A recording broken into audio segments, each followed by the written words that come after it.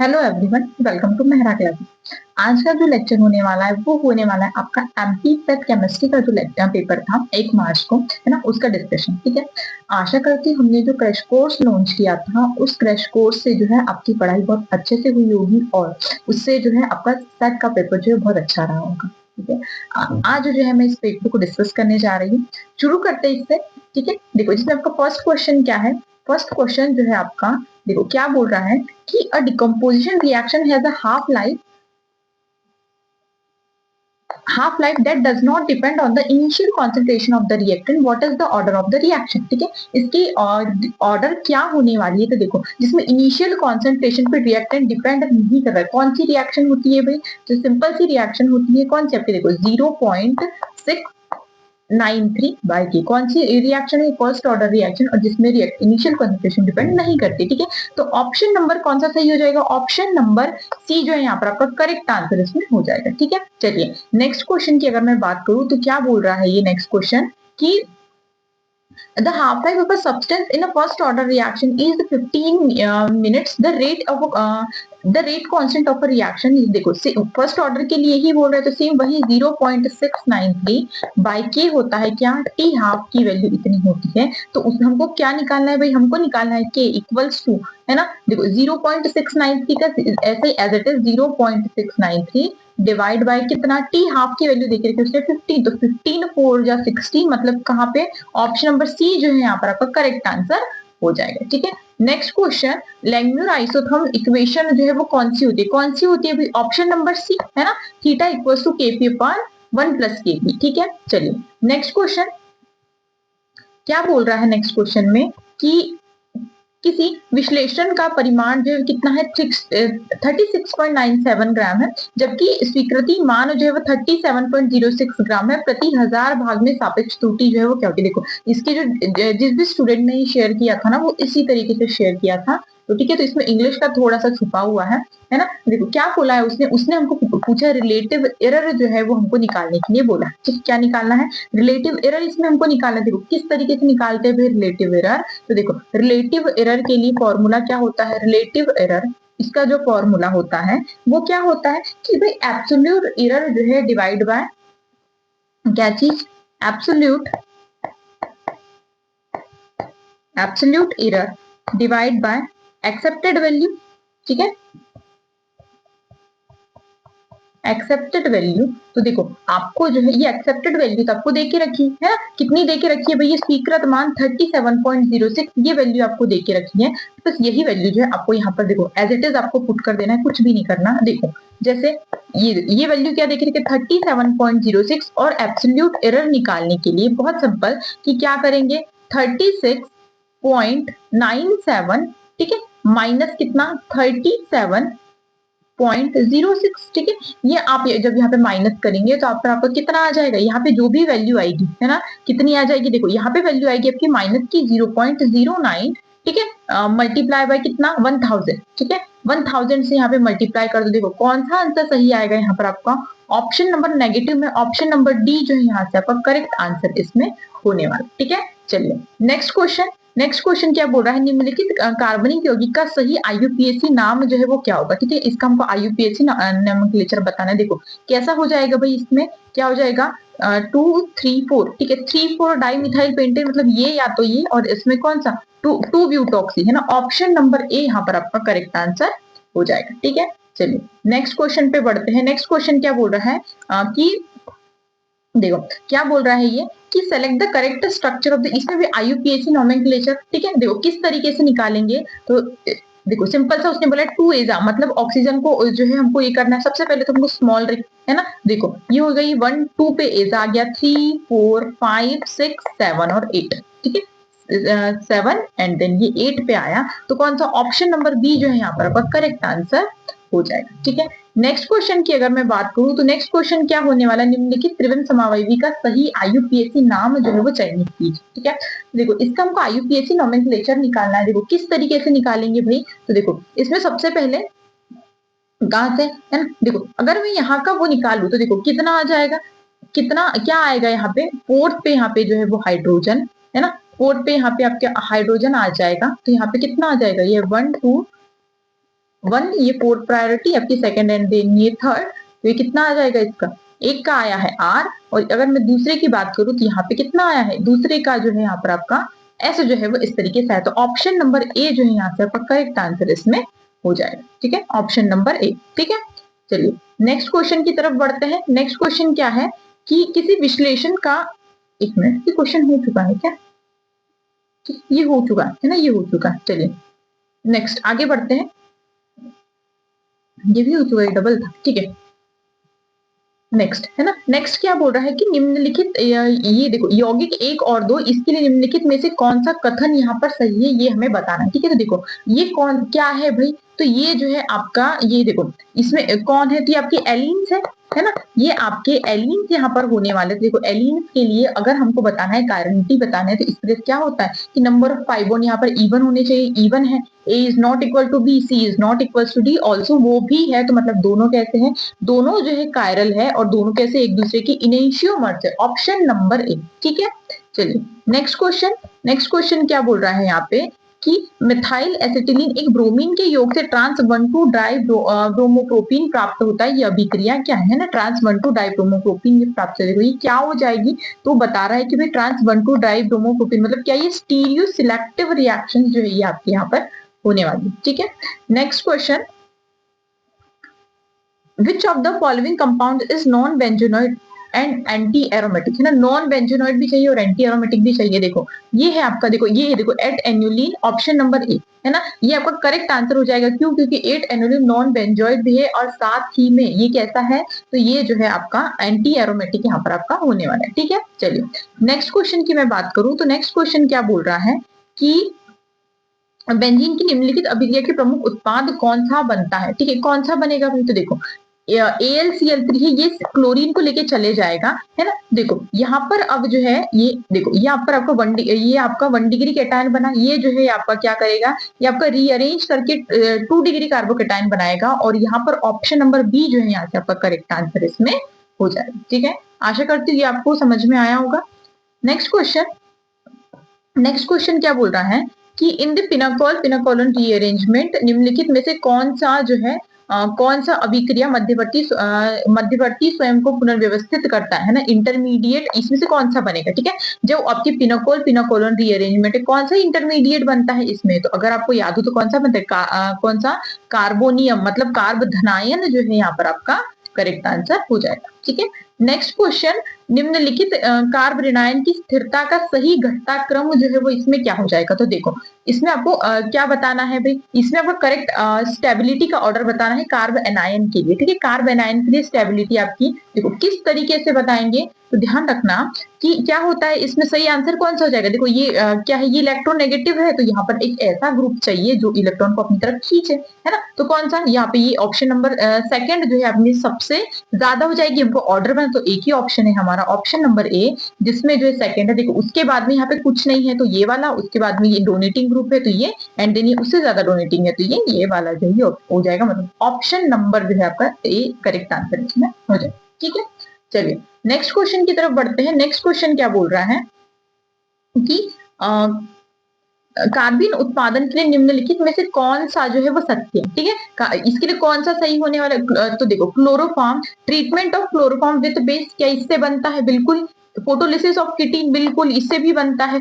क्या है ये, आइसोइलेक्ट्रिक डिकम्पोजिशन ऑफ डाइएजोमिथेन, बिल्कुल इससे भी बनता है। और प्रोडक्शन ऑफ डाइएजरीन, इससे भी जो है ये बनता है, मतलब कि आपके ऑप्शन कौन सा सही हो जाएगा, option number first, second, third and fourth जो है सारे के सारे आपके यहाँ पे करेक्ट हो जाएंगे। ठीक है, चलिए नेक्स्ट है कि SN2 अभिक्रिया की दर किस पर निर्भर करती है, किस पर निर्भर करती है भाई, न्यूक्लियोफाइल पर, कार्बन स्केलेटल पर, द लिविंग ग्रुप पर, और ऑल ऑफ दी अबव, सभी पर डिपेंड करती है ना, सभी पर जो है यहाँ पर आपकी ये डिपेंड करती है। ठीक है, तो ऑप्शन नंबर डी यहाँ से आपका करेक्ट आंसर इसमें हो जाएगा। ठीक है, चलिए नेक्स्ट क्वेश्चन पर अगर मैं बढ़ूं तो नेक्स्ट क्वेश्चन क्या बोल रहा है, कि देखो ये यहाँ पर जो है आपको लिगेंड दे दिया, माफ कीजिएगा लिगेंड बोल रहे, रिएजेंट दे दिया गया है, और इस रिएजेंट में आपको उसने क्या पूछा है कि इसमें आपको पूछा है कि ये कंपाउंड जो है वो किससे बनेगा, है ना, किससे बनेगा। देखो किससे बनेगा भाई, यहाँ पे आपका करेक्ट आंसर कौन सा हो जाएगा, देखो ये नहीं, ये तो चेंज ही हो गया, है ना। यहाँ पर जो है ये ऑक्सीजन, ये नहीं, ऑप्शन नंबर डी जो है यहाँ से आपका करेक्ट आंसर हो जाएगा। ठीक है, चलिए नेक्स्ट क्वेश्चन। नेक्स्ट क्वेश्चन क्या है कि निम्नलिखित अभिक्रिया के सही उत्पाद की पहचान कीजिए। देखो बहुत सिंपल है, क्या होगा, कुछ भी नहीं, यहाँ से एल्कीन जो है वो यहाँ से यहाँ ट्रांसफर, यहाँ से यहाँ ट्रांसफर, ऑप्शन नंबर ए जो है यहाँ से आपका करेक्ट आंसर हो जाए। ठीक है, चलिए नेक्स्ट है कि निम्नलिखित में से कौन सा अभिकर्मक जो है ना, क्या बोल रहा है कि फ्यूरॉन से 2 फ्यूरॉन सल्फोनिक अम्ल बनाने में जो है वो करेगा। ठीक है, treat furan to get 2 furan sulfonic acid. ठीक है, तो कौन सा ऑप्शन सही हो जाएगा भाई, इसमें आपका देखो SO3 in pyridine solvent at 100 degree Celsius. ठीक है, नेक्स्ट है यहाँ पे dilute H2SO4 at 200 degree Celsius, SO2 at 100 degree Celsius and dilute H2SO4 at 100 degree Celsius. तो देखो ये जो आपकी ये ऑप्शन है ना, ये H2SO4 वाले, तो ये जो है आपका इसमें क्या कर लेंगे भाई, तो ये जो है आपका पॉलीमराइजेशन कर देंगे उसका। ठीक है, तो ऑप्शन नंबर ए जो है यहाँ से आपका करेक्ट आंसर इसमें हो जाएगा, SO3 in pyridine solvent at 100 degree Celsius. ठीक है, चलिए नेक्स्ट क्वेश्चन क्या बोल रहा है, देखो अब इसमें आइसो इलेक्ट्रॉनिक स्पीसीज जो है इसमें से कौन सी होने वाली। ठीक है, आइसो इलेक्ट्रॉनिक स्पीसीज पूछ रहा है, तो देखो कौन सी हो जाएगी आइसो इलेक्ट्रॉनिक स्पीसीज के लिए, बहुत सिंपल कि, ठीक है देखो कौन सी, देखो C2 यहाँ पे 12 है, Bn, देखो ऑप्शन नंबर ए ही यहाँ पर जो है आपका करेक्ट आंसर इसमें हो जाएगा, है ना। सभी में कितने 12 इलेक्ट्रॉन्स यहाँ पर होने वाले हैं। ठीक है, नेक्स्ट है आपका कार्बन, नाइट्रोजन, ऑक्सीजन और क्लोरीन की जो है सेकंड आयोनाइजेशन एनर्जी आपको बतानी। ठीक है, सेकंड आयोनाइजेशन एनर्जी किस तरीके से निकालेंगे, देखो सबसे सिंपल है कि किस किस की, भाई कार्बन, एक है कार्बन, दूसरा है नाइट्रोजन, इसके बाद में थर्ड वन कौन सा हो जाए, carbon, nitrogen, oxygen and fluorine, है ना। फर्स्ट की अगर मैं बात करूं तो देखो ये क्या होता है, 2p2 हो जाता है, ये 2p3, ठीक है, ये आपका 2p4 एंड देन ये आपका 2p5 यहाँ पर हो जाएगा। ठीक है, फर्स्ट के लिए तो देखो इसमें फर्स्ट के लिए ऑर्डर क्या आता है, फर्स्ट के लिए आपका ऑर्डर आ जाएगा सबसे पहले फ्लोरीन, देन नाइट्रोजन, ऑक्सीजन और कार्बन। ठीक है, तो और सेकंड के लिए देखो, तो फर्स्ट आयोनाइजेशन एनर्जी अगर मैं बोलूं, देखो उसने क्या बोला, सेकंड वाली, तो फर्स्ट के लिए हमको ऑर्डर पता चल गया। अब मैं सेकंड की अगर मैं बात करूं तो सेकंड का ऑर्डर क्या हो जाएगा, देखो सेकंड का ऑर्डर अगर मैं बात करूं तो सबसे ज्यादा किसका, एक एक इलेक्ट्रॉन चले गया, मतलब अब जो है देखो, अब इसको मैं यहाँ से रिमूव कर रही हूँ। ठीक है, ये मैं यहाँ से रिमूव, अब देखो फर्स्ट आयोनाइजेशन एनर्जी के लिए, ठीक है, और ये देखो अब इसको भी मैं यहाँ से रिमूव कर दे, देखो अब जो पहले ऑक्सीजन का था अब ये फ्लोरीन का हो गया, ये ऑक्सीजन का हो गया, है ना, ये नाइट्रोजन का हो गया, और कार्बन के लिए एक हम नया बनाते हैं, कौन सा, 2p1। ठीक है, तो ये क्या आएगा, carbon positive, nitrogen positive, oxygen positive और फ्लोरीन पॉजिटिव। अब ये सेकंड के लिए हम बात करें तो देखो सबसे ज्यादा किसके लिए हो जाएगी, ऑक्सीजन की सबसे ज्यादा, उसके बाद में fluorine, then nitrogen and then carbon. मतलब ऑप्शन चेक कर लो आप कि कौन सा हो जाएगा, ऑक्सीजन सबसे ज्यादा किस में है, ऑक्सीजन के बाद फ्लोरीन, मतलब ऑप्शन नंबर सी जो है यहाँ से आपका करेक्ट आंसर होने वाला। ठीक है, चलिए नेक्स्ट क्वेश्चन कि चयनित आयनों के लिए आयनिक त्रिज्या का सही ऑर्डर जो है वो क्या होगा, देखो आइसो इलेक्ट्रॉनिक स्पीसीज है, आइसो इलेक्ट्रॉनिक स्पीसीज के लिए करेक्ट ऑर्डर क्या हो जाएगा, ऑप्शन नंबर डी, है ना। ऑप्शन नंबर डी जो है यहाँ से आपका करेक्ट आंसर यहाँ पर हो जाएगा। ठीक है, चलिए अब नेक्स्ट क्वेश्चन, अच्छा ये 103 बचा है, देखो इसमें जो है कैसा होगा कि निकेल जो है इसमें 3d और 4s इलेक्ट्रॉनों के लिए, इसमें उसने क्या पूछा है, तो उसने जो है आपको पूछा है इफेक्टिव न्यूक्लियर चार्ज पूछा है ना। इफेक्टिव न्यूक्लियर चार्ज पूछा है, किस तरीके से निकालते, देखो effective nuclear charge Z effective की अगर मैं बात करूं तो Z इफेक्टिव किस तरीके से निकालते हैं, equal to Z minus sigma, है ना। Z effective equal to Z minus sigma होता है। देखो सबसे पहले हमें Z निकालना, सॉरी सिग्मा निकालना होगा, है ना, और Z की वैल्यू हम वहां पे पुट कर देंगे तो हमारी Z इफेक्टिव निकल आएगा, इफेक्टिव न्यूक्लियर चार्ज। देखो देखो सिग्मा निकालने के लिए फॉर्मूला क्या होता है, देखो सिग्मा के लिए हम ये सिग्मा निकाला, देखो कितना आया 20.45 आया, तो ये Z इफेक्टिव किसके लिए, देखो उसे निकल के लिए बोला 3D के लिए 28 माइनस 20.45 तो 7.55, मतलब ऑप्शन नंबर, देखो ऑप्शन नंबर ए जो यहाँ से आपका करेक्ट आंसर हो जाएगा, और सेकंड भी ये निकाला 4.05। ठीक है, चलिए नेक्स्ट की बात करती हूँ मैं, नेक्स्ट क्वेश्चन क्या है भाई, कि पिरिडीन तथा BME3 की अभिक्रिया से मिथाइल प्रतिस्थापी पिरिडीन प्राप्त होते हैं। इन प्रतिस्थापी उत्पादों की क्षारीयता का सही क्रम क्या होगा? देखो हमको उसने बेसिसिटी पूछी है ना, सबसे ज्यादा बेसिसिटी किसकी होगी? जब ये जो है पिरिडीन जो है वो BME3 से रिएक्ट करता है तब उस केस में। तो देखो किस तरीके से होगी, जो हम ऑप्शन चेक करें, देखो ऑप्शन देखो, एक है पिरिडीन, 2 मिथाइल पिरिडीन, 2 4 देखो 2 मिथाइल पिरिडीन में थोड़ा सा ज्यादा हिंड्रेंस आया, 2 6 में जो है वो डाई मिथाइल उसमें उससे ज्यादा हिंड्रेंस आ गया, और उसके बाद में 2 टर्शरी ब्यूटाइल इसमें सबसे ज्यादा हिंड्रेंस आ गया। तो सबसे ज्यादा ऑर्डर जो आपका क्या हो जाएगा? ऑप्शन नंबर ए जो है यहाँ से आपका करेक्ट आंसर इसमें होने वाला है। ठीक है, चलिए नेक्स्ट है, निम्नलिखित अभिक्रिया का मुख्य उत्पाद जो है वो क्या होगा? ठीक है, देखो क्या बोल रहा है कि SOCl2 अमोनिया के साथ जब रिएक्ट करेगा तो क्या बनेगा? ऑप्शन नंबर डी है ना, NH4 SO3 जो है ये आपका करेक्ट आंसर इसमें हो जाएगा। ठीक है, चलिए नेक्स्ट क्वेश्चन पे बढ़ू। नेक्स्ट क्वेश्चन क्या बोल रहा है कि for combining atomic orbital for the formation of molecular orbital by LCO method the incorrect condition जो आपको यहाँ पे बताना। ठीक है, देखो इनकरेक्ट कंडीशन किस तरीके से बताएंगे भाई? तो देखो चेक कर लो, कक्षक समान या लगभग समान ऊर्जा के होनी चाहिए, क्या ये ठीक है क्या? है ना, उसने पूछा है कि हमको इनकरेक्ट वाला बताना है। ठीक है, नेक्स्ट है यहाँ पे कक्षकों की सममित नाभिकीय अक्ष के साथ समान होनी चाहिए, कक्षकों का अतिव्यापन अधिकतम हो, फिर सभी कक्षक एक ही परमाणु के होने चाहिए। देखो करेक्ट आंसर क्या है यहाँ पर आपका यहाँ पर करेक्ट आंसर क्या हो जाएगा? करेक्ट आंसर हो जाएगा यहाँ पर आपका ऑप्शन नंबर डी। क्यों हो जाएगा ऑप्शन नंबर डी? देखो क्योंकि orbital must be of the same atom, same atom के तो नहीं होते, ये जो है आपके डिफरेंट एटम के होते हैं, है ना, मॉलिक्यूलर ऑर्बिटल डिफरेंट एटम्स के यहाँ पे बनते हैं। ठीक है, चलिए अब नेक्स्ट है सभी स्थायी कण इलेक्ट्रॉन प्रोटॉन और न्यूट्रॉन, इसके लिए आप का जो है वो क्या हो जाएगा? देखो उसने क्या बोला है? SY। देखो करेक्ट आंसर हो जाएगा इसमें ऑप्शन नंबर ए। ठीक है, स्पिन के लिए क्या हो जाएगा? 0 -1 I0 और ये हाफ आयोटा H का। ठीक है, तो ऑप्शन नंबर ए जो है यहाँ से आपका करेक्ट आंसर हो जाएगा। ठीक है, नेक्स्ट है कि फॉर क्लासिकल, ठीक है, for classical variables px square the wave mechanical operator is, कौन सा हो जाएगा? देखो px स्क्वायर बोला है उसने, तो px स्क्वायर क्या होता है? px के लिए क्या होता है? सिंपल px के लिए होता है px इक्वल्स टू होता है माइनस का आयोटा h का d/dx। ठीक है, तो इसका हमको स्क्वायर ही तो करना है, इसका 2 बार मल्टीप्लाई करना है ना, 2 बार मल्टीप्लाई तो एक बार और, तो आयोटा इंटू आयोटा देखो माइनस आ जाएगा यहाँ पे h cut into h cut square और d square by dx square. Option number B जो है यहाँ से आपका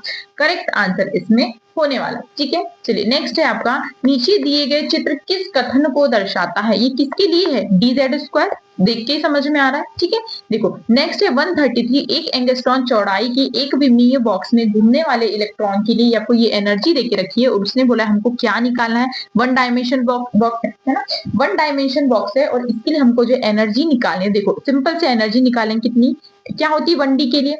n² h² by 8ml² जो यहाँ पे आपकी एनर्जी होती है। ठीक है, वैल्यू पुट कर दो, देखो n के लिए सबसे पहले n की वैल्यू है 1, तो 1 की वैल्यू 1 इंटू यहाँ पर आपकी कौन से प्लांक कांस्टेंट की वैल्यू पुट कर दो, उसके अलावा यहाँ पे 8 इंटू m की वैल्यू कितनी हो जाएगी? m जो है इलेक्ट्रॉन का मास। ठीक है, क्योंकि उसने एक इलेक्ट्रॉन बोला, इलेक्ट्रॉन का मास इंटू l की वैल्यू, यहाँ से आप जब आंसर पुट करेंगे तो आपका आंसर कितना आएगा? आपका आंसर आ जाएगा यहाँ पे 38। ठीक है, कितना आ जाएगा? 38 जो है यहाँ से आपका आंसर आ जाएगा। और उसके बाद जब आप देखो, अब उसने बोला है 2 के लिए, है ना, देखो n की वैल्यू यहाँ पर 1 है ना, तो 1 का स्क्वायर 1 ही होता है। देखो जब किसी में भी बात करें, बस हमको 38 इंटू, देखो अगर हमको 2 के लिए निकालना है तो हम क्या करेंगे? 2 का स्क्वायर, 3 के लिए निकालना है तो 38 इंटू 3 का स्क्वायर, इस तरीके से। देखो तो ये 38 4 जा कितना हो रहा है? कितना आ रहा है? 152 है ना, और फिर 3 से ऑप्शन नंबर सी जो है यहाँ से आपका करेक्ट आंसर इसमें हो जाएगा। ठीक है, आशा करती हूँ ये क्वेश्चन भी आपको समझ में आया होगा। ठीक है, चलिए तो 133 का ऑप्शन नंबर जो है आपका यहाँ पर सी होने वाला है। ठीक है, चलिए नेक्स्ट क्वेश्चन क्या बोल रहा है कि यह अभिक्रिया आगे बढ़, देखो अब इसमें एक क्लोरीन है, ये यहाँ से निकल के ये आया, देखो किसके द्वारा बनेगी भाई ये रिएक्शन? तो ये रिएक्शन बनेगी आपकी SN2 के द्वारा। ठीक है, SN2 से। नेक्स्ट अगर मैं बात करूं तो नेक्स्ट जो है आपका क्या होने वाला है? देखो ये जो है आपका PPH3 और ये डबल बॉन्ड हो, कौन सा जो है यहाँ पे विटिंग रिएक्शन हो रही है क्या? है ना, तो देखो अब इसमें अगर हम आगे बढ़े तो देखो ये आपका 99.5 से 0.5%। ठीक है, अगर हम इसके रिएक्टेंट देखें तो A और C, ये नहीं, ये नहीं, ये नहीं, ऑप्शन नंबर कौन सा सही हो जाएगा यहाँ पे? ऑप्शन नंबर बी जो है यहाँ से आपका करेक्ट आंसर इसमें हो जाएगा। ठीक है, चलिए नेक्स्ट क्वेश्चन क्या बोल रहा है कि अभिक्रिया में मुख्य उत्पाद जो है वो क्या बनेगा, HBr। HBr यहां से निकलेगा, ठीक है, HBr यहां से निकलेगा। तो देखो अगर ये जगह टर्मिनल पे आ जाएगा नहीं तो ये जो है ऑप्शन यहाँ पर आपका इस पे ही लगना चाहिए, और यहाँ पर जो ये निकलेगा तो 72 का भी ऑप्शन नंबर कौन सा सही होगा, ऑप्शन नंबर बी जो है यहाँ पर आपका करेक्ट आंसर इसमें हो जाएगा। ठीक है, चलिए अब इस रिएक्शन की बात करें 73 की, तो ये रिएक्शन वो पूछा है कि किसके द्वारा जो है वो होती है, E1 E2 E1 CB या फिर दोनों। तो E1 CB के द्वारा जो है ये यहाँ पर आपकी होती है। ठीक है, चलिए आगे बढ़े। ठीक है, चलिए नेक्स्ट है आपका ये ClCOOMe NaOMe। देखो इसकी रिएक्शन वो पूछ रहा है कि भैया जो है हम आगे अगर लेके जाए तो यहाँ पर X जो है वो क्या बनेगा, है ना, X जो है वो क्या बनेगा, वो बता रहा है कि डाजल रिएक्शन जो है यहाँ पर होने वाली है। तो देखो कौन कौन है भाई यहाँ पे, COOET। देखो ऑप्शन नंबर सी, देखो क्यों, देखो इसमें जो यहाँ पर Me है, यहाँ पर आपका Me एज इट इज है, बाकी यहाँ पे ET डाल दिए, यहाँ पे भी ET। तो ये ऑप्शन नंबर सी जो है यहाँ से आपका करेक्ट आंसर इसमें हो जाएगा। ठीक है, नेक्स्ट क्वेश्चन। नेक्स्ट क्वेश्चन क्या बोल रहा है कि क्वेश्चन नंबर 78, देखो क्या बोल रहा है, TiCl3LiAlH4। ठीक है, देखो कौन सी मैकमरी रिएक्शन जो ये हो जाएगी, अगर यहाँ पे एसिडिक कंडीशन होती तो ये कौन सी हो जाती, पिनाकोल पिनाकोलन रिएक्शन। ठीक है, चलिए नेक्स्ट है ब्रोमीन है यहाँ पे OET, तो यहाँ पे कौन सी जो है करेक्ट आंसर यहाँ पर हो जाएगा आपका, तो देखो 79 OET। ठीक है, देखो ये तो होगा नहीं ऑप्शन नंबर बी, क्योंकि OHH है, OET से OHH ये होगा नहीं, ये नहीं होगा। तो कौन सा यहाँ पे सही हो जाएगा, देखो यहाँ पे जो है ये ट्रांस फेवर करेगा, ऑप्शन नंबर ए। ठीक है, ऑप्शन नंबर ए जो है यहाँ से आपका करेक्ट आंसर इसमें हो जाएगा। ठीक है, 79 का ऑप्शन नंबर ए। ठीक है, नेक्स्ट हम आगे बढ़ते हैं क्वेश्चन नंबर 82। ठीक है, 82, अच्छा ये हो गया है। ठीक है, ये हो गया है, कुछ क्वेश्चन यहाँ पे डबल रिपीट हो गए। ठीक है, चलिए नेक्स्ट है निम्नलिखित यौगिक जो है वो क्या बनेगा। ठीक है, तो इसमें जो है आपका कौन सा जो है यहाँ पे कंपाउंड आपका बनने वाला है, तो देखो अच्छा ये RS नोमेनक्लेचर है। ठीक है, RS नोमेनक्लेचर है, देखो कौन सा यहाँ पर बनेगा, देखो बहुत ध्यान से सुनना कि देखो जो इसका होगा वही इसका होगा, है ना, और जो इसका होगा वो इससे जस्ट अपोजिट होगा। तो देखो ध्यान से सुनना कि अगर पहला अगर 1R है तो दूसरा जो है वो 1R, ये हो ही नहीं सकता। ऑप्शन नंबर ए देखो कट गया, है ना, दोनों फर्स्ट वाले सेम जो है वो हो ही नहीं सकते। ठीक है, देखो ये भी कट गया, यहाँ पे आपका बी भी कट गया। अब अगर मैं बात करूं कि जो आपका जो है ये देखो, अब ये सेकंड वाला जो होगा ये सेम एज इट इज बिल्कुल इक्वल होगा। ठीक है, तो सेकंड वाला जो है एस का जो है वो आर आ रहा है और एस का जो है वो एस आ रहा है ना। देखो ये दोनों सेम होने चाहिए, ना कि दोनों डिफरेंट। तो 18 का कौन सा आ जाएगा, 18 का जो है यहाँ पर आपको ऑप्शन नंबर जो है वो डी आ जाएगा। क्यों, क्योंकि दोनों सेम होने चाहिए, हमको यहाँ पे निकालने की भी नीड नहीं पड़ी। ठीक है, चलिए अब नेक्स्ट है निम्नलिखित अभिक्रिया की पहचान कीजिए। ये देखो ये कौन सी रिएक्शन है भाई, देखो इसमें जो है ये साइक्लोप्रोपेन जो है वो साइक्लोपेंटेन में कन्वर्ट हो रहा है ना। कौन सी रिएक्शन हो जाएगी यहाँ पर आपकी, कि यहाँ पर जो है आपकी ये कौन सी रिएक्शन होती है, सिग्मा ट्रॉपिक रिएक्शन जो है ये इस तरीके सिग्मा ट्रॉपिक रिएक्शन होती है। और देखो इसमें जो है किस ये डीजनरेट कोप रीअरेंजमेंट जो है वो इसको बताता है। ठीक है, चलिए नेक्स्ट हम आगे बात करें तो नेक्स्ट क्या हो जाएगा, निम्नलिखित में से कौन सा कथन जो है वो यहाँ पे सही नहीं है। ठीक है, देखो इसमें पूछा कि पिरिडीन पायरोल की तुलना में अधिक क्षारीय होता है। बिल्कुल पिरिडीन पायरोल की तुलना में अधिक क्षारीय होता है, बिल्कुल सही बात है। पिरिडीन एलिफेटिक जो है वो प्राथमिक एमीन की तुलना में कम क्षारीय होता है, बिल्कुल, है ना। पिरिडीन ट्राइमेथिल एमीन की तुलना में कम क्षारीय, ठीक है। पिरिडीन पायरोल की तुलना में, देखो ऑप्शन नंबर ए वाला और डी वाला जो है ये आपके एक दूसरे कॉन्ट्रोवर्सी है ना। तो 84 का ऑप्शन नंबर जो है यहाँ पर आपका डी जो है यहाँ पे करेक्ट आंसर इसमें हो जाएगा, क्योंकि अगर आपका ए सही है तो डी को गलत होना ही पड़ेगा। ठीक है, चलिए अब निम्नलिखित रासायनिक अभिक्रिया में यौगिक एक्स की पहचान कीजिए। ठीक है, एक्स हमको बनाना है, देखो ये सिंपल जो है ये ऑप्शन नंबर डी नहीं, ये तो बिल्कुल भी नहीं। ठीक है, इस अब बचा हमारा ए और बचा हमारा बी। देखो ए जो है वो बहुत बाद की कंडीशन है कि ये बहुत बाद में जो है वो COOH निकलेगा, तो यहाँ पे एक्स ऑप्शन नंबर बी जो है यहाँ पर होना चाहिए। ठीक है, ऐसा मुझे लगता है कि ऑप्शन नंबर बी यहाँ पर होना चाहिए। ठीक है, देखते बाकी आंसर की क्या बोलती है। ठीक है, चलिए नेक्स्ट आगे बढ़ते हैं हम नेक्स्ट क्वेश्चन की तरफ। नेक्स्ट क्या है, नीचे दी गई रासायनिक अभिक्रिया का उत्पाद जो है वो चयन कीजिए। ठीक है, देखो इसमें क्या बोल रहा है वो, उसने बोला कि या फिर रिएजेंट्स हो गए, और ये बोल रहा है कि कौन कौन है। एनिलीन जो है ना, एनिलीन जो है वो किसके साथ रिएक्ट कर रहा है, ग्लिसरॉल के साथ जो है यहाँ पर आपका ये रिएक्ट कर रहा है। तो इसमें उसने पूछा कि क्या बनेगा। ठीक है, देखो ये तो ये यहाँ पे नहीं बनेगा। ठीक है, ये ऑप्शन नंबर नहीं, ये देखो ऑप्शन नंबर डी जो है यहाँ से आपका करेक्ट आंसर इसमें हो जाएगा कि भाई क्विनोलिन जो है यहाँ से आपका करेक्ट आंसर इसमें हो जाएगा। ठीक है, अब नेक्स्ट पूछा है वो क्वेश्चन नंबर 87, निम्नलिखित में से कौन सा एल्डोस फिनाइल हाइड्राजीन के साथ ओसाजोन उत्पादन नहीं बनाता है, कौन सा ओसाजोन उत्पाद नहीं बनाता। ठीक है, देखो मैनोज बनाता है, ग्लूकोज भी बनाता है। ठीक है, देखो अब बात बची 2 और 3 की, है ना। 2 और 3 जो है वो नहीं बनाते हैं, लेकिन देखो 3 जो है वो फिर भी कहीं कहीं यूज में आ जाता है। देखो आप ना इसके अकॉर्डिंग आप कौन सा लगाएंगे, ऑप्शन नंबर सेकंड जो है यहाँ आपका करेक्ट आंसर इसमें हो जाएगा। ठीक है, तो कौन नहीं बनाता भाई, तो option number second 2D oxy glucose जो है ये नहीं बनाता है। ठीक है, नेक्स्ट क्वेश्चन की अगर मैं बात करूं तो नेक्स्ट क्वेश्चन क्या बोल रहा है, एक यौगिक का आणविक सूत्र क्या है। ये आपको देखो ये आपको कंपाउंड दे दिया गया है, और ये आपको जो है उसने पूछा कि कौन सा कंपाउंड है, फिर नहीं होगा। ठीक है, बहुत सिंपल है पहचानने का तरीका। देखो किस तरीके से पहचानेंगे, तो देखो उसने पूछा है कि अगर हम यहाँ पे थोड़ा सा देखें, देखो उसने पूछा है कि देखो 7.225 हाइड्रोजन का सिंगलेट। ठीक है, देखो किसको बताता है कि भाई ये एरोमेटिक है ना, एरोमेटिक है, बेंजीन से जुड़े हुए हाइड्रोजन जो है यहाँ पर आपके होने वाला है। तो देखो ये सभी है, अभी हम कुछ आइडेंटिफाई नहीं कर पा रहे हैं। ठीक है, देखो नेक्स्ट है कि यहाँ पर इसको मैं हटा दूं। ठीक है, देखो 2 हाइड्रोजन का सिंगलेट बोल रहा है किस पे, 5.08 पे। अब देख लो कि 2 हाइड्रोजन का सिंगलेट यहाँ पर कहां पर आ रहा है। देखो 2 हाइड्रोजन का सिंगलेट इसमें भी हो सकता है, इसमें भी, है ना। इसमें जो है आपका नहीं हो सकता। ठीक है, और ये भी अब तक आपका सेफ बचा हुआ है। ठीक है, अब देखो कि लेकिन देखो कितना बोल रहा है वो, यहाँ देखो उसकी पीक देखो कितनी है ना, 5.08। मतलब वो बता रहा है कि वो किसी इलेक्ट्रोनेगेटिव एलिमेंट से जुड़ा हुआ है तब भाई, है ना। नहीं तो देखो कार्बन से जुड़ने के बाद ये इतना नहीं हो सकता, ये भी जो इतना नहीं हो सकता। ऑप्शन नंबर ए ही जो यहाँ पर आपका करेक्ट आंसर इसमें आता है। लेकिन देखो 3 हाइड्रोजन का यहाँ पर ये सिंगलेट बोल रहा है, 3 हाइड्रोजन का सिंगलेट। ठीक है, देखो यहाँ पे 3 हाइड्रोजन का सिंगलेट ये रहा, लेकिन ये 0 OCH3 जो है ये नहीं हो सकता। क्यों, क्योंकि इसकी पीक जो है 1.96 से और ज्यादा होनी चाहिए थी। अगर ये होता तो वैसे तो ये हमारा पहले ही कट चुका है। ठीक है, नेक्स्ट अगर मैं बात करूं, देखो अगर ये नहीं होने के रीजन देखो कि यहाँ पे ऐसा कोई भी यहाँ पर हमको ये पीक नहीं दी कि भाई यहाँ पर एक हाइड्रोजन का हमको सिंगलेट मिले, है ना, ऐसी पीक नहीं दी। तो ऑप्शन नंबर ए जो है यहाँ से आपका करेक्ट आंसर होना चाहिए। ठीक है, नेक्स्ट क्वेश्चन की तरफ मूव करते हैं। नेक्स्ट क्वेश्चन क्या बोल रहा है कि किसी डाइईन के लिए लेमडा मैक्स की वैल्यू कितनी है, 237 नैनोमीटर जो यहाँ पर होने वाली। ठीक है,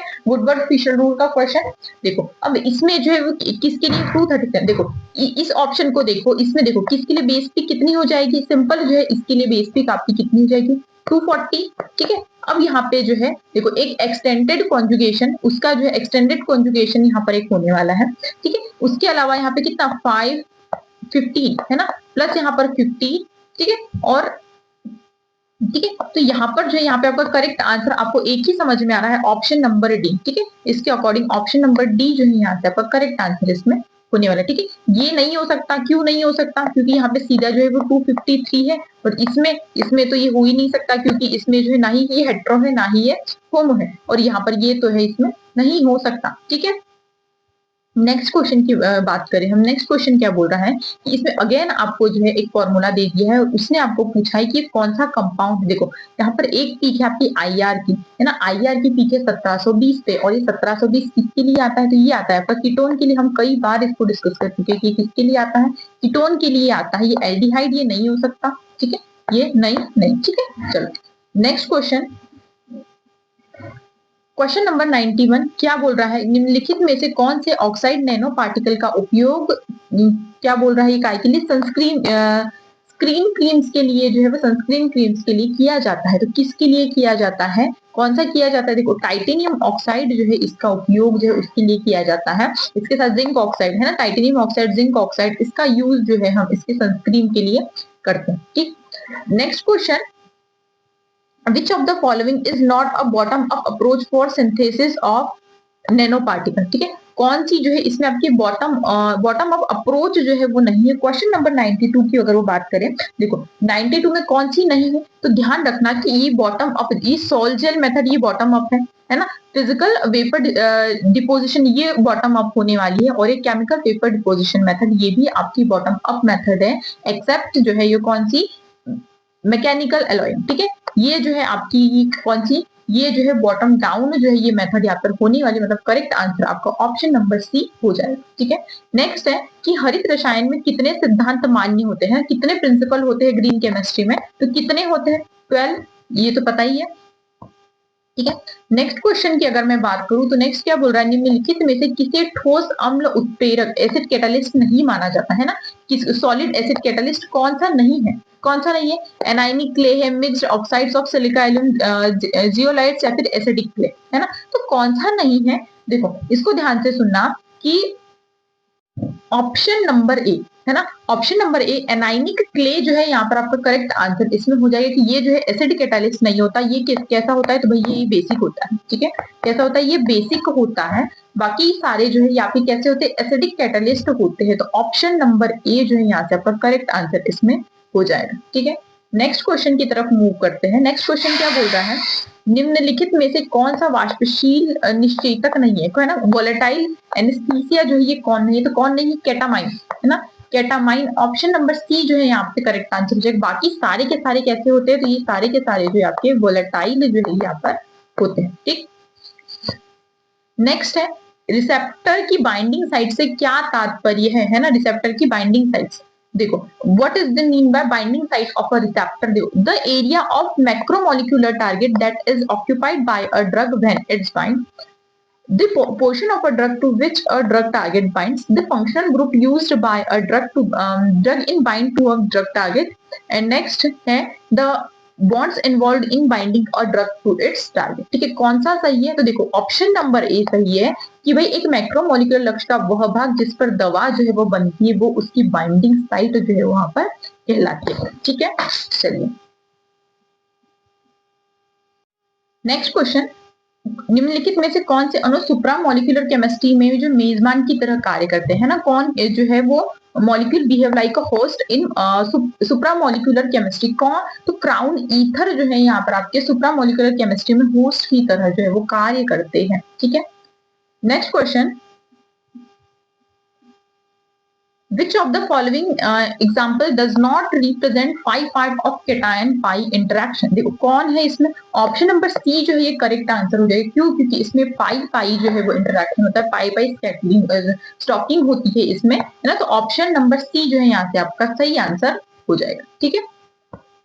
नेक्स्ट है वायुमंडलीय प्रदूषण का अध्ययन,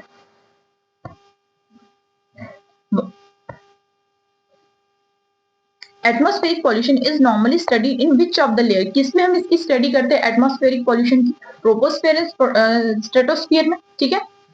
नेक्स्ट है gaseous air pollution is not due to, gaseous air pollution जो है वो किसके कारण नहीं होता, किस कारण, सल्फर के ऑक्साइड्स होते हैं इसमें, नाइट्रोजन के भी होते हैं, कार्बन के भी, कौन नहीं होता, तो इसमें जो है वो हाइड्रोकार्बन जो है वो गैशियस एयर पॉल्यूशन के लिए जिम्मेदार नहीं होता, ठीक है।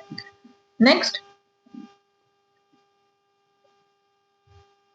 आइसो इलेक्ट्रॉनिक्स, एक मिनट, ये क्वेश्चन हमारे हो चुके हैं क्या, हाँ ये क्वेश्चन हमारे हो चुके हैं, ठीक है। नेक्स्ट है ज्योमेट्री हमको पूछी किसकी, S2O3 की ज्योमेट्री हमको पूछे, देखो किस तरीके की इसकी ज्योमेट्री होती है, तो इसको थोड़ा सा ध्यान से देखना कि ये जो है आपकी टेट्राहेड्रल टाइप की ज्योमेट्री होती है, किस तरीके की, कुछ इस तरीके की जो है यहाँ पर आपकी ज्योमेट्री ये यहाँ पर होती है, ठीक है, कुछ इस तरीके की जो है यहाँ पर आपकी ज्योमेट्री होती है, ठीक है, ये 2 माइनस, ठीक है, इस तरीके से जो है आपकी डॉटेड लाइन में ये होता है टेट्राहेड्रल, ठीक है। ऑप्शन नंबर बी जो है यहाँ से आपका करेक्ट आंसर हो जाएगा, ठीक है। नेक्स्ट है इसमें विच of the following is the correct ground state electronic configuration of super oxide, ठीक है, सुपर ऑक्साइड मतलब O2 माइनस, ठीक है, O2 माइनस सुपर ऑक्साइड। अब इसमें पूछा है कि इसमें जो है आपके इलेक्ट्रॉन सही किस में फिल होंगे, ठीक है, देखो O2 माइनस मतलब 18 + 1 कितना 19 इलेक्ट्रॉन जो है यहाँ पर आपको फिल करना है, ठीक है, 8 पहले ही हो चुके, अब बचे कितने है ना, 8 पहले ही जो है यहाँ पर हो चुके हैं, ठीक है। तो यहाँ पे 1 मिनट 16 होता है ना, तो ये 17 होगा, ठीक है, 17 होगा, ठीक। चलो 8 पहले ही होगा, है ना, और बाकी के इलेक्ट्रॉन कितने हो जाएंगे, देखो ऑप्शन नंबर कौन सा यहाँ पे 4, ये ऑप्शन नंबर बी जो है यहाँ से आपका करेक्ट आंसर इसमें हो जाएगा, ठीक है। नेक्स्ट है हेलोजन अम्लों की अम्लीय सामर्थ्यता के सही क्रम जो है ये इसमें क्या हो जाएगा, देखो कौन सा हो जाएगा भाई, देखो हेलोजेंस के साथ आपको दे के रखा है एसिडिटी, मतलब जो इजीली जो है वो हाइड्रोजन को दे दे, तो कौन, ऑप्शन नंबर, देखो ऑप्शन नंबर डी क्या बोल रहा है कि HI सबसे ज्यादा, then HCl, HBr and then HF। क्यों हो जाएगा ये, क्यों, क्योंकि आयोडीन का जो है वो साइज सबसे बड़ा होता है, वो इजीली जो है हाइड्रोजन को डोनेट कर देगा, ठीक है। नेक्स्ट अगर मैं बात करूं नेक्स्ट क्वेश्चन की तरफ, तो नेक्स्ट क्वेश्चन, ये क्वेश्चन हमारे हो चुके हैं, ठीक है। चलिए नेक्स्ट है कि एक मिनट, क्या है, the correct statement for dithionate and dithionite and dithionate ions from the following are, ठीक है। इसमें से जो आपको करेक्ट स्टेटमेंट आपको पूछ रहा है कि बोथ है एसएस बॉन्ड, ठीक है, होता है दोनों में एसएस बॉन्ड, है ना, बोथ आर डाई एनाइनिक, ठीक है, दोनों ही डाई एनाइनिक होते हैं। नेक्स्ट है oxidation state of sulphur is +3 and +5 respectively, बिल्कुल, और sulphur is dithionate has 2 lone pairs electron, नहीं, इसमें 2 लोन पेयर्स नहीं होते, तो ऑप्शन नंबर कौन सा, ऑप्शन नंबर ए जो है यहाँ से आपका करेक्ट आंसर इसमें हो जाएगा, ठीक है। नेक्स्ट है the hybridisation found in complex ion, है ना, इसमें हाइब्रिडाइजेशन कौन सा होता है, देखो क्या है इसमें, इसमें है आपका Fe F6 3-, ठीक है, कैसा है ये, फ्लोरीन जो है कैसा है, एक जो है आपका यहाँ पे वीक फील्ड लिगेंड जो है यहाँ पर आपका ये होने वाला है, ठीक है, क्योंकि ये वीक फील्ड लिगेंड है तो यहाँ पर ये क्या हो जाएगा, वीक फील्ड लिगेंड होने के कारण ये जो है पेयरिंग नहीं होगी, पेयरिंग नहीं होगी, तो आपका हाइब्रिडाइजेशन कौन सा होगा, sp3d2, मतलब ऑप्शन नंबर बी, ठीक है। नेक्स्ट क्वेश्चन, निम्नलिखित में से कौन अपेक्षाकृत प्रबल ट्रांस प्रभाव दिखाता है, ट्रांस प्रभाव कौन सबसे ज्यादा दिखाता है, जो सबसे ज्यादा कौन सा होता है, इलेक्ट्रॉन, जो जितना ज्यादा इलेक्ट्रॉन विड्रॉइंग ग्रुप होगा वो उतना ही ज्यादा जो वो ट्रांस इफेक्ट दिखाएगा, ऑप्शन नंबर बी, ठीक है। चलिए next question, spin only formula किसका होता है, कौन सा होता है, ऑप्शन नंबर ए, ठीक है, ये हमने बहुत अच्छे से डिस्कस की है, ठीक है। चलिए इसके बाद नेक्स्ट है निम्न लेंथेनाइट्स आयन कौन जो है वो आयन रंग प्रदर्शित नहीं करते, कौन जो है वो कलरलेस होते हैं, ये आपको पूछा है कि विच डज नॉट एक्सबीट कलर, कौन कौन जिसमें जो है आपका F0 या फिर F14 होगा वो आपके कलर जो है एक्सबीट नहीं करेंगे, ठीक है। तो कौन नहीं करेंगे, कौन, देखो ऑप्शन नंबर ए ही आपका करेक्ट आंसर हो जाएगा, क्यों, क्योंकि लेंथेनम और ल्यूटेटियम दोनों ही जो +3 ऑक्सीडेशन स्टेट में दोनों ही कैसे होते हैं, एक F0 है दूसरा F14, ठीक है। विल्किंसन कैटलिस्ट कौन सा, RHPPsT RClPPsT साइट्स, ठीक है। नेक्स्ट है कि FeCO9 में टर्मिनल और जो है वो ब्रिज लिगेंड की संख्या जो है वो कितनी हो जाएगी, ठीक है, कितनी हो जाएगी, तो देखो किस तरीके से होगा ये, देखो एक आयरन अगर ये है, एक आयरन ये रहा, दूसरा आयरन ये रहा, उसने बोला कि 9 है ना, 9 है, देखो 3 यहाँ पर आ जाएंगे, 3 जो है वो CO यहाँ पर आ जाएंगे, एक CO आपका ये रहा, दूसरा CO कुछ इस तरह से, ठीक है, और तीसरा CO कुछ इस तरह से, तो देखो उसने बोला कि टर्मिनल, टर्मिनल कितने, टर्मिनल पे आपके 6 आ गए, ठीक है, और ब्रिजिंग कितने, तो ब्रिजिंग के ऑप्शन नंबर सी जो है यहाँ से आपका करेक्ट आंसर हो जाएगा, ठीक है। चलिए next question, the example of gentle ion, है ना, जेंटल आयन का एग्जाम्पल कौन सा, देखो ये कॉम्प्लेक्स है, ये कॉम्प्लेक्स है जिसमें सिर्फ और सिर्फ मेटल हो वो आपकी जेंटल आयन, ठीक है। चलिए तो ऑप्शन नंबर सी। नेक्स्ट है कि उसने पूछा है कि discover of first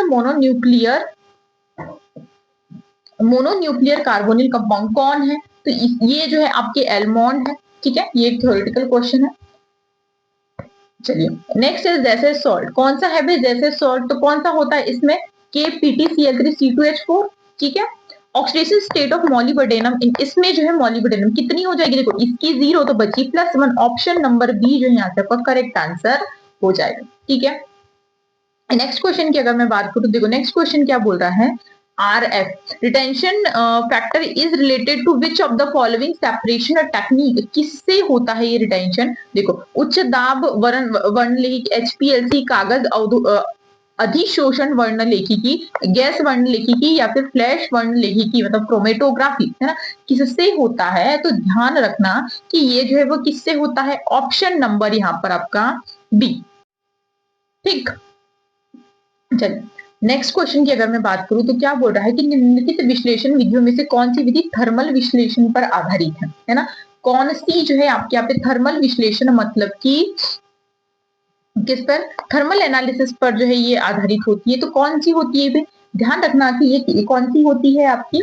option number difference कौन सा? पोटेंशियोमेट्रिक है, उसके बाद में कंडक्टोमेट्रिक है, वॉल्यूमेट्रिक है एंड डिफरेंशियल स्कैनिंग कैलोरीमेट्रिक। देखो यही आपका करेक्ट आंसर हो जाएगा, ऑप्शन नंबर डी। ठीक है, चलिए आई होप ये क्लियर है।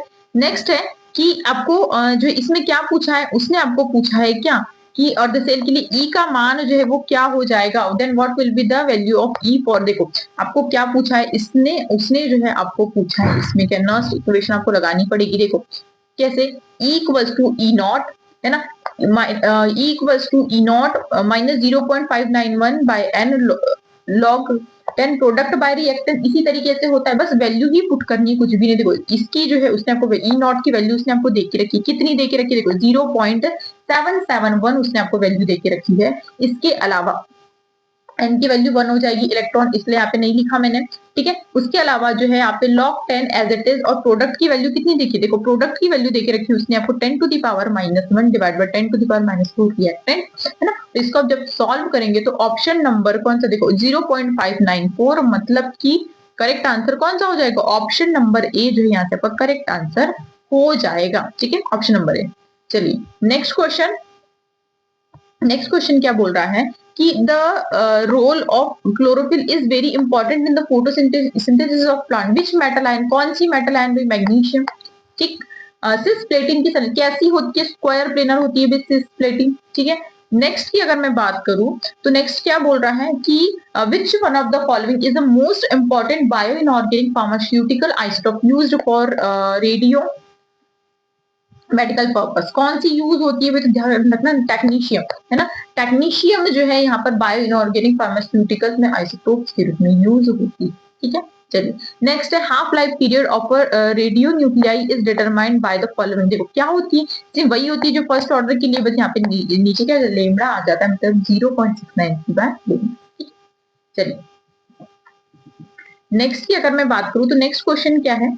नेक्स्ट है यहाँ पर आपका कि Raman spectroscopy can be used for which of the following? किसके लिए यूज होती है यहाँ पर आपकी रमन स्पेक्ट्रोस्कोपी? देखो रमन स्पेक्ट्रोस्कोपी जब हम ये करें तो देखो क्या होता है इसमें कि elucidation of molecular structure, locating various functional groups, locating chemical bonds in molecule, all of the above. तो कौन सा होता है? ऑप्शन नंबर डी, है ना, ऑल ऑफ द अबव यहाँ पर आपका करेक्ट आंसर हो जाएगा। ठीक है, चलिए नेक्स्ट है कि which among the following metal is widely used in nitrogen fixation? कौन सी? मॉलिब्डेनम यूज होती है भाई।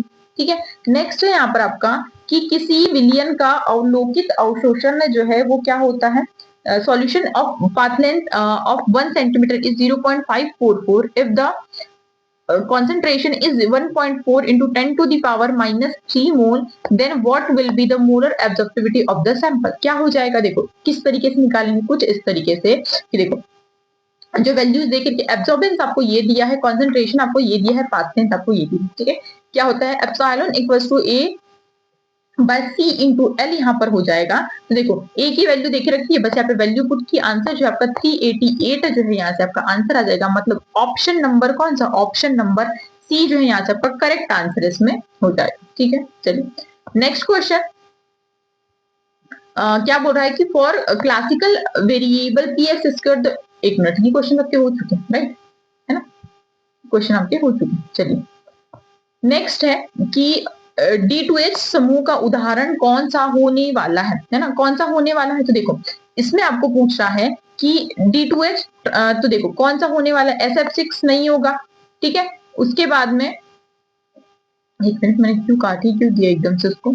अच्छा देखो, विच of the following D2H group जो है उसमें हमको बताना है कि D2H जो है वो किसमें होगा, ठीक है। देखो D2H के लिए आपको सिंपल सी बात है कि उसमें जो है आपको कौन सा हॉरिजॉन्टल प्लेन होना बहुत जरूरी है, ठीक है। हॉरिजॉन्टल प्लेन जो है यहाँ पर आपको होना बहुत जरूरी होता है। देखो किस में हो जाएगा, नैप्थेलीन, है ना। नैप्थेलीन में आपका हॉरिजॉन्टल प्लेन भी होगा, ठीक है। तो ये D2H पॉइंट ग्रुप इसी में जो है आपका होने वाला है, ठीक है। चलिए नेक्स्ट है कि विच of the following has S4 axis. देखो S4 एक्सिस के लिए सबसे पहले उसमें C4 एक्सिस भी होनी चाहिए, राइट। तो C4 भी होनी चाहिए। देखो ये CO2 नहीं होगा BF3, इसमें तो सिर्फ C3 होगा। देखो ये एक ही है आपका SO4 2 माइनस जो यहाँ पर आपका करेक्ट आंसर इसमें हो जाएगा, ठीक है। चलिए नेक्स्ट है PCl4 positive and PCl6 negative ions belong two point group. इसमें पॉइंट ग्रुप्स कौन से होंगे भाई, देखो PCl4 है, कौन सा हो जाएगा ये टेट्राहेड्रल, ठीक है। PCl6 कौन सा हो जाएगा ऑक्टाहेड्रल। ऑप्शन नंबर ए जो है यहाँ पर करेक्ट आंसर हो जाएगा, ठीक है। चलो नेक्स्ट है कि सोडियम आयन की जो है उसने ग्राउंड स्टेट सिंबल जो है आपको निकालना है। किस तरीके से निकालते हैं, बहुत सिंपल है।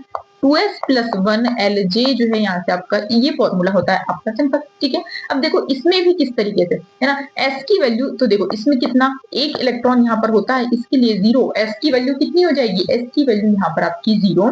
तो देखो सिंपल आपका यहाँ पे आ जाएगा कितना, सिंपल जो है यहाँ पर आपका आ जाएगा कि देखो ये हो गया सिंपल। s की वैल्यू यहाँ से जो है आपकी कितनी आ जाएगी 2s+1 Lj। तो s की वैल्यू यहाँ पर जो है आपकी ये सिंपल आपका कितना 1। उसके बाद में l की वैल्यू अगर मैं बात करूँ, देखो l की वैल्यू 0 से यहाँ पर आपकी l की मतलब s आ जाएगा। और j की वैल्यू अगर मैं बात करूँ तो j की वैल्यू कितनी आ जाएगी भाई, है ना, j की वैल्यू, ठीक है। देखो तो क्या होता है L माइनस एस, ठीक है। L माइनस एस, एस की वैल्यू कितनी, एस की वैल्यू यहाँ पर आपकी सिंपली कितनी हो जाएगी, एस की वैल्यू हाफ, ठीक है। एस की वैल्यू यहाँ पर हाफ, तो देखो यहाँ पर आपकी कितनी वैल्यू आ जाएगी 1, ठीक है। एस की वैल्यू आई थी आपकी 1, तो देखो कितनी हो जाएगी हाफ प्लस 1 कितना 2L। और देखो हाफ माइनस कितना, हाफ माइनस 0 मतलब हाफ। तो ऑप्शन नंबर डी जो है यहाँ से आपका करेक्ट आंसर हो जाएगा, ठीक है। एक ही स्पीड है ना यहाँ, ठीक है। चलो तो ऑप्शन नंबर जो है कौन सा बी, ठीक है। चलो नेक्स्ट है सबसे कम बंध लंबाई जो है वो किसकी होती है, सबसे कम बॉन्ड लेंथ आपको पूछिए। तो देखो किस में NO है, NO पॉजिटिव है, NO+2 है और एक हो गया आपका NO नेगेटिव। देखो किस तरीके से निकालेंगे, तो देखो बहुत सिंपल कि अगर आपका कौन कौन सा लिखा है, देखो भाई NO लिखा है, एक है आपका NO पॉजिटिव लिखा है, दूसरा आपका NO2 पॉजिटिव लिखा है, ठीक है। और एक आपका लिखा है NO नेगेटिव लिखा है, ठीक है। इस तरीके से आपके लिखे, तो देखो NO मतलब कि टोटल कितने इलेक्ट्रॉन्स हो गए यहाँ पर, है ना।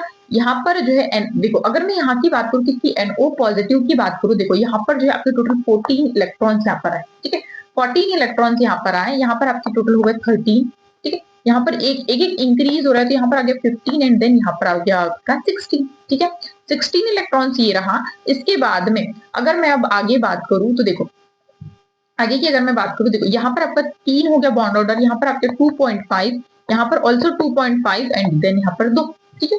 इस तरीके के आपके बॉन्ड ऑर्डर हो गए। तो देखो जिसने जितना ज्यादा बॉन्ड ऑर्डर होगा उसकी बॉन्ड लेंथ उतनी कम होगी। उसने क्या पूछा है, उसने सबसे कम बॉन्ड लंबाई की पूछी है ना, सबसे कम बॉन्ड लेंथ की पूछी है, जिसका बॉन्ड ऑर्डर सबसे ज्यादा। देखो बॉन्ड ऑर्डर और बॉन्ड लेंथ में इनवर्स रिलेशन होता है ना, इन दोनों में इनवर्स रिलेशन होता है, इसलिए जो बॉन्ड ऑर्डर का होगा वो उसका इनवर्स जो है वो बॉन्ड लेंथ का यहाँ पर हो जाएगा, ठीक है।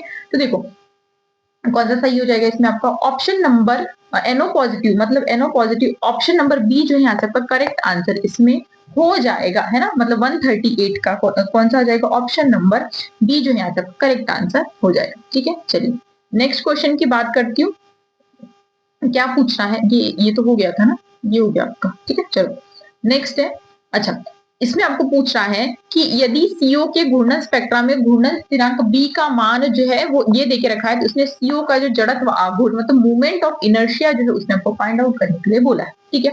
कैसे फाइंड आउट करेंगे भाई, देखो फॉर्मूला क्या होता है, फॉर्मूला होता है I=h/8π² BC, ठीक है। h/8π² BC जो है ये आपका फॉर्मूला होता है। तो किस तरीके से निकलेंगे, यहाँ पे आपकी वैल्यू पुट करने सिंपल, यहाँ पे आपके प्लांक कांस्टेंट की वैल्यू होगी 8 मल्टीप्लाई पाई की वैल्यू हो गई 2 इंटू, ठीक है, यहाँ पे आपकी B की वैल्यू एंड देन यहाँ पे आपकी C की वैल्यू, तो ये आपकी वैल्यूज हो गई। देन आंसर जो है आपका ये जो है यहाँ से आपका आंसर जो है ये सिंपली आ जाएगा, ठीक है। या इसका आंसर है मतलब 14 समथिंग। तो देखो कहाँ है 14, ऑप्शन नंबर कौन सा, ऑप्शन नंबर बी, ठीक है।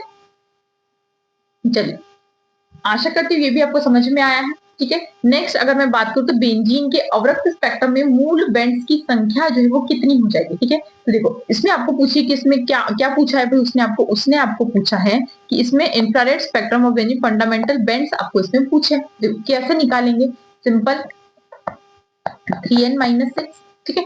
3 इंटू कितना हो जाएगा भाई, 3n-6 यहाँ पर आपका हो जाएगा सिंपल। तो देखो कितना, इसमें कितने एटम्स यहाँ पर होते हैं आपके, तो देखो कितने होते हैं 12 है ना, 12 टोटल है, -6 तो कितना हो जाएगा 30,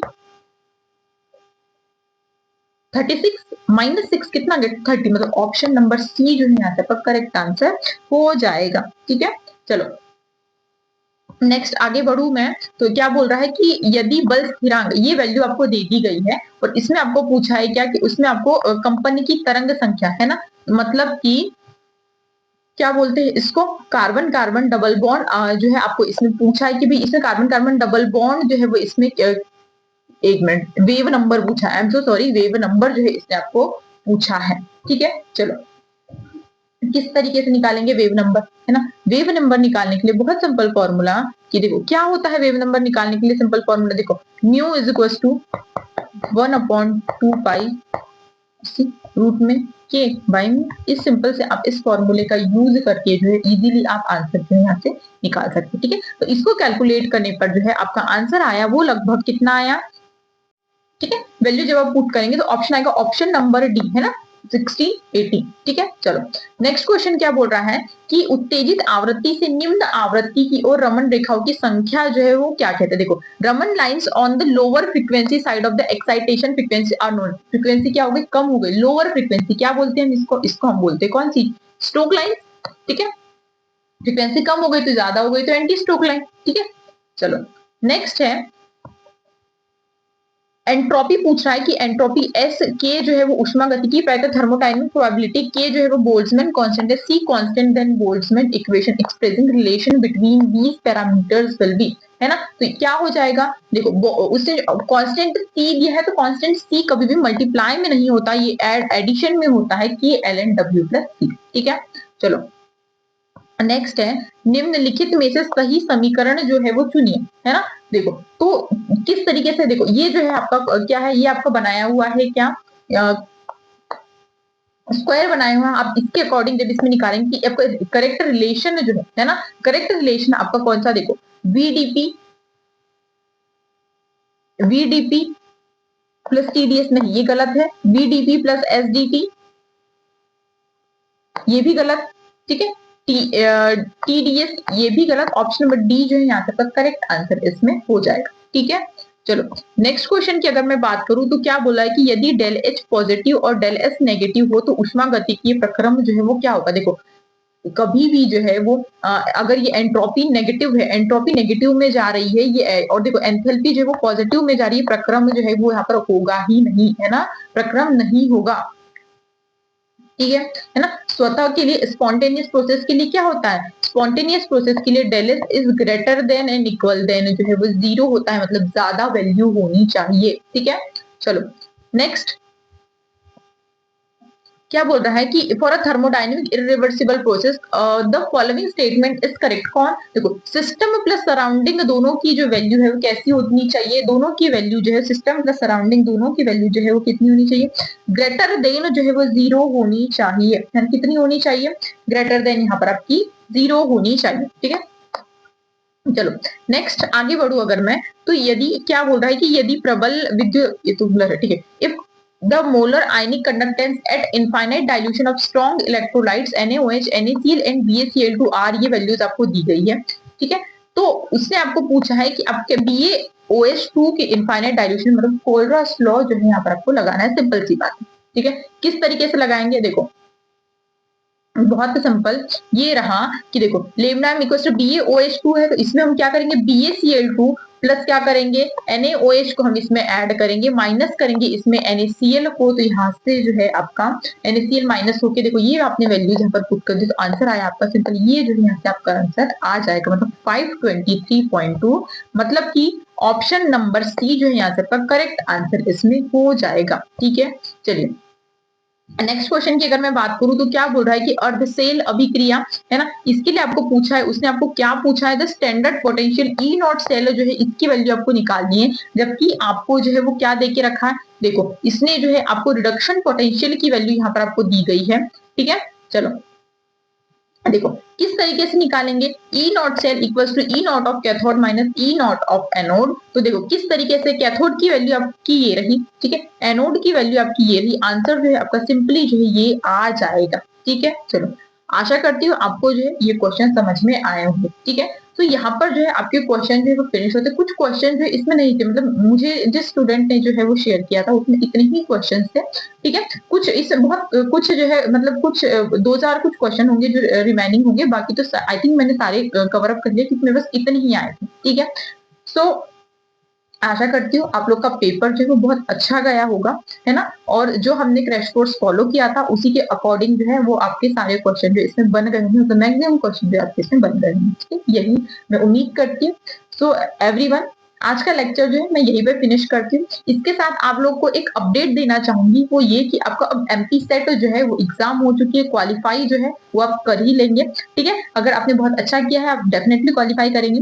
तो इसी के साथ अगर आप एमपी असिस्टेंट प्रोफेसर एग्जाम की तैयारी करना चाहते हैं तो उसके लिए बैच जो है वो अवेलेबल है, जिसमें क्लासेस स्टार्ट हो चुकी है। ये रहा हमारा एमपी असिस्टेंट प्रोफेसर केमिस्ट्री का बैच, अगर आप इसको ज्वाइन करना चाहते हैं यू आर मोस्ट वेलकम। अगर मैं इसके अभी फीचर्स को बताऊं तो देखो इसमें जो है आपको फुल सिलेबस कवरेज, अब कंप्लीट सिलेबस जो है इसमें करवाया जाएगा।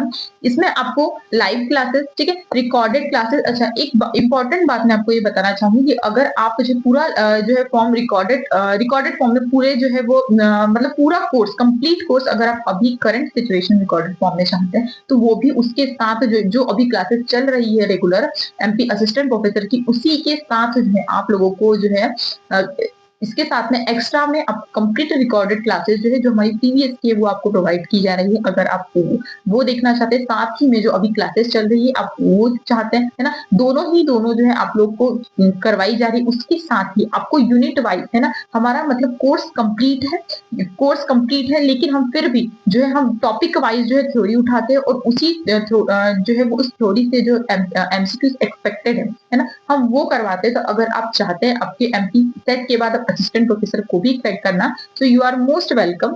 ठीक है, जिसमें आप लोग को updated notes and PDF, mock test, unit wise test और आपको टॉपिक वाइज टेस्ट भी करवाए जाएंगे। ठीक है, so everyone, enroll now and crack MP assistant professor exam with us. So thank you so much for today. For any queries you can contact on this number.